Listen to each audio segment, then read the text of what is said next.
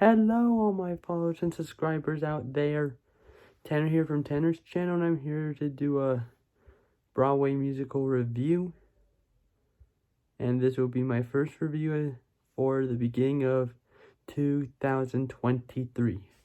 And I'm here to review the Broadway hit musical Les Miserables. And as you all know, I'm not at home right now.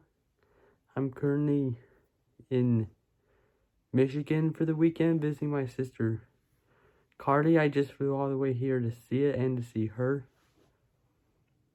And yeah. Now, I just saw Les Mis last night. It was my 18th time seeing it live on stage. Now, if you all don't know, Les Miserables takes place in Paris, France during the French Revolution. It focuses on the life of a man named Jean Valjean. He just served 19 years in jail for stealing some loaves of bread to save his sister's son. And when he's finally released from prison, he tries to get a job in a place, but he gets mistreated badly because he was a convict. And a bishop of the town gives Valjean food and shelter for the night, and that night Valjean thanks the bishop by stealing all of his silverware. But after the police and mob turn him in, the bishop tells the police and the mob that he did give Valjean that silverware just to save Valjean from being rearrested. When the police and mob leave, the bishop forgives Valjean for robbing him and convinces him to give up his life of crime and use the silver to help him become a better person. And touched by how he was treated by the bishop, Valjean breaks his parole, turns away from sin, and becomes a better man. And as he owns a factory, he meets a woman named Fantine who's trying to work hard after her husband left him, and she's been trying to work while she lets a mean innkeeper and his wife watch her daughter.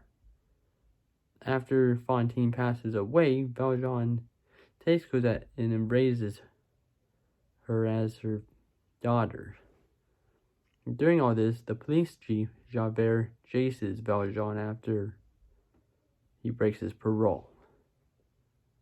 But yeah, this is a great musical. I love Les Mis so much. I hope to be a part of it one day. It has a great story. It's about life, love, repentance, and revolution. Yeah, this was my 18th time seeing it, and I've seen two different productions, but the one I've seen the most is the 25th anniversary production. Because yeah, during those times, my friend Andrew Verda played Javert in the Les Mis US tour that time, and yeah, he was a great friend. I'm sure I mentioned that in my video of how I met him. But recently, my friend Steve Zarnecki was part of it. Again, he was the factory foreman, though, and I thought he was great. It had Nick Cartel as Jean Valjean. He was fantabulous. He's actually from Arizona like I am. And Preston Truman Boy, who plays Javert. Wow.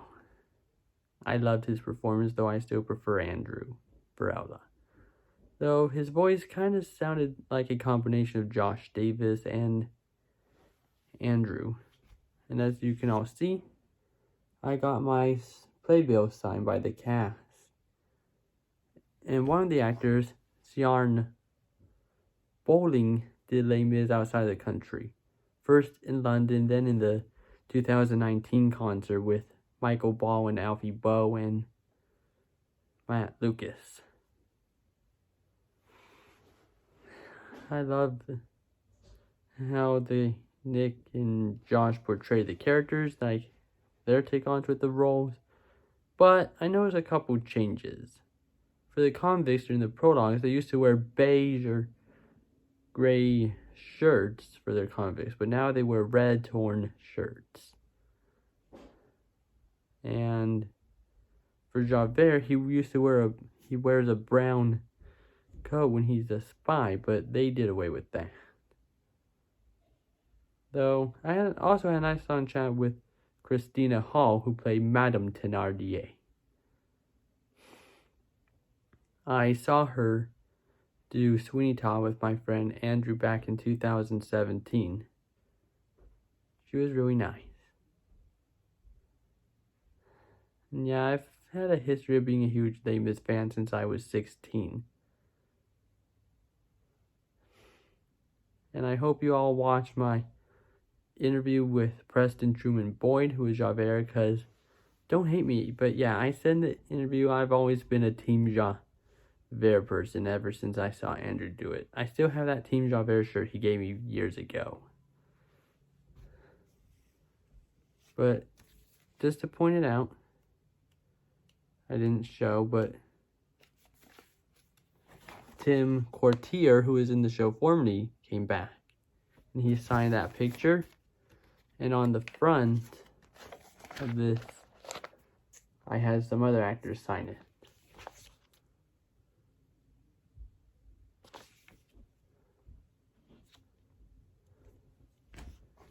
But yeah, it was such a great cast. I loved it, but I had a Marius understudy on. It said at this performance, the role of Marius will be played by Christopher James Tamayo, if I said that right.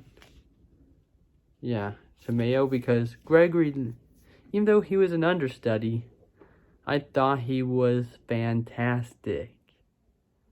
So Gregory Lee Rodriguez was supposed to be playing Marius, but apparently he's been sick all week with a cold, so he couldn't make it. He couldn't do it. Understandable. But anyway, thank you guys for watching this. This is my first review for 2023.